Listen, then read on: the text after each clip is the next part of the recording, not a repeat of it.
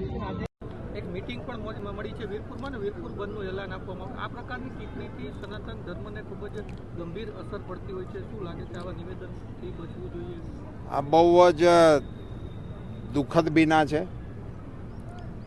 જલારામ બાપા એક એવું પાત્ર છે કે જેની પ્રત્યે સમગ્ર સૌરાષ્ટ્ર ગુજરાત દેશ અને દેશની બહાર શ્રદ્ધા ધરાવનારો ખૂબ મોટો વર્ગ છે.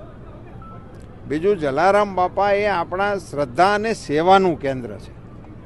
જે કેન્દ્રમાં હરિહરનો હાથ 3 ટાઈમ નગારે દાંડી મારીને કરવામાં આવે એવા શ્રદ્ધાના કેન્દ્રોની ઉપર. બીજું, આજે વિશ્વમાં કદાચ ક્યાંય હશે તો મને ખબર નથી, પણ જ્યાં પૈસો ન સ્વીકારવાનું કહેતા હોય, જે અત્યંત દુર્લભ કહેવાય આ સમયની અંદર, જ્યાં માણસોને ઊભા રાખ્યા છે. હું હમણાં દર્શને ગયો હતો તો કોઈ ભૂલથી ત્યાં સિક્કો ખિસ્સામાંથી પોતાની શ્રદ્ધા પ્રમાણે નાખે, પણ એ ન નાખવો એવું કહેવા માટે પગાર આપીને માણસોને રાખે એવી જગ્યાની સામે બોલતા પહેલાં અરીસામાં જોવું જોઈએ.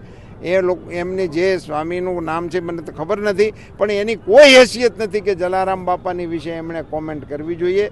હું એની માટે મારી સખત નાપસંદગી વ્યક્ત કરું છું, એમની ઘોર નિંદા કરું છું, અને આનાથી બચવું જોઈએ. અને એક વધારાની અપીલ કરું છું કે સ્વામિનારાયણ સંપ્રદાયના અન્ય સંતો અને જે અનુયાયીઓ છે એમણે આમની વિરુદ્ધમાં પગલાં લેવા માટેના પ્રયાસો કરવા જોઈએ.